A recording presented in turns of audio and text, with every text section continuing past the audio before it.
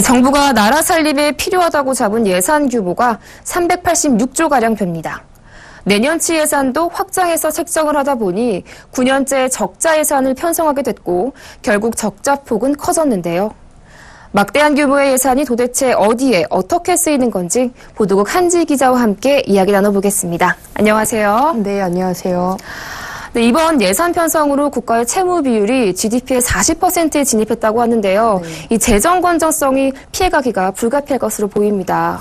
네, 그렇습니다. 말씀하신 것처럼 나랏빛 규모의 빨간불이 켜졌는데요. 오늘 정부가 국무회의에서 확정한 내년도 예산안에 따르면 올해 말 국가 채무는 595조 원, 내년 말에는 645조 원까지 불어날 것으로 전망됩니다. 내년에는 국가 채무 비율이 40.1%로 상승해 사상 처음으로 40%대에 진입하게 되는데 지난 2009년 글로벌 금융위기 때 국가 채무 비율이 30% 선을 넘은 지 7년 만입니다.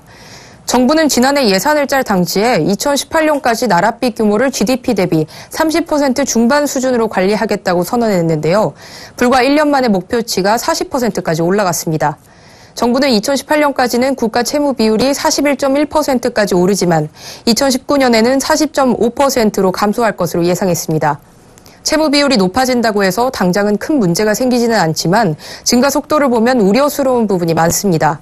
정부가 안정적으로 국가 채무를 관리할 수 있는 페이고 정책을 강력한 의지로 시행하지 않는다면 더 이상 채무를 관리하기 쉽지 않은 상황이라는 것이 지배적인 의견입니다. 그런데 이 내년도 예산안에서 눈에 띄는 부분이 사회 간접 자본에 대한 예산인데요. 네. 대폭 줄었네요. 네.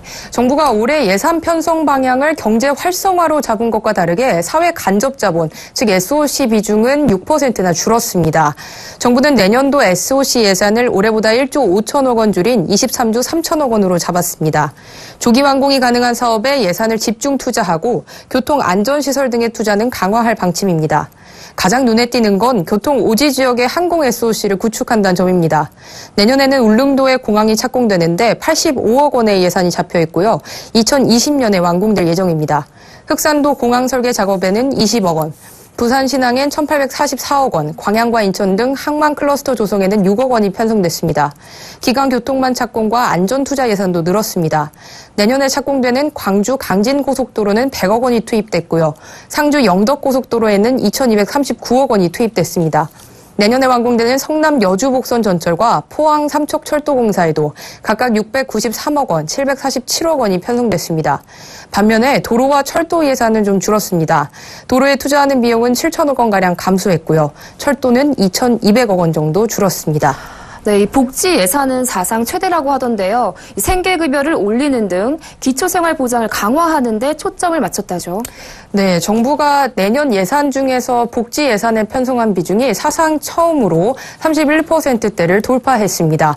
복지 분야는 금액 기준으로 예산 증가폭에서도 단연 1위였습니다. 우선 저소득층의 빈곤 해소를 위한 기초생활보장 7개 급여 예산이 8조 8천억 원에서 9조 6천억 원으로 8천억 원가량 늘었습니다.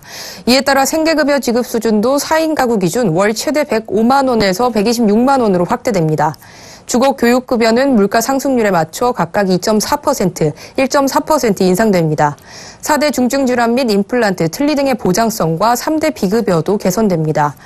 더불어 일과 가정생활을 병행하는 여성들의 경력이 끊기지 않도록 직장 어린이집 지원과 출산 육아휴직 대체 인력이 대폭 확대됩니다. 시간 선택제 일자리 창출 기업에 대한 지원도 크게 늘어났는데요. 또 남성 육아휴직을 장려하기 위해 아빠의 달이라는 기간이 한 달에서 3개월로 연장되고 보육 서비스 다양화를 위해 시간제 어린이집이 확대됩니다. 그렇군요. 그런데 요즘 이 취업이 안 돼서 걱정인 청년들이 참 많지 않습니까? 정부가 청년 일자리 창출에도 집중하겠다고 밝혔다죠. 네, 정부는 내년에 일자리 창출을 위해서 내년도 예산을 21%가량 증액했습니다. 총 15조 8천억 원의 예산이 투입될 예정인데요. 대기업의 훈련시설을 활용해서 청년 1만 명을 직접 교육하고 채용과 연계하는 고용 디딤돌 프로그램에 418억 원을 투자합니다. 전통시장에서 새로운 상품을 판매하고자 하는 20대 청년을 위해서 정부는 청년몰을 조성할 계획인데요. 청년몰 한 곳당 사업비 15억 원 중 정부가 7억 5천만 원, 지자체가 6억 원을 지원합니다. 이에 따라 홈페이지를 만들거나 리모델링, 간판 제작에 큰돈을 들이지 않고도 가게를 열 수 있습니다. 이 밖에 실업급여 보장성과 수급기간도 인상 연장됩니다. 네, 마지막으로 정부가 이 경기 활성화를 위해서 확장적 재정정책 기조를 계속 유지하고 있는데요. 어떻게 선순환 효과가 있을까요? 네, 정부는 이 여의치 않은 상황 속에서 내년도 예산을 편성을 했습니다. 점점 늘어나는 국가 부채 비율에 부담도 좀 크게 증가하고 있는 상황인데요. 일단 한국 경제의 버팀목으로 꼽히는 수출도 지난 8월에는 6년 만에 최대폭으로 감소했고요.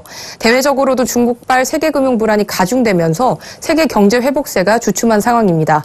이 같은 상황에서 정부는 불투명한 상황을 재정을 푸는 방법으로 해결하고자 한 것이고요.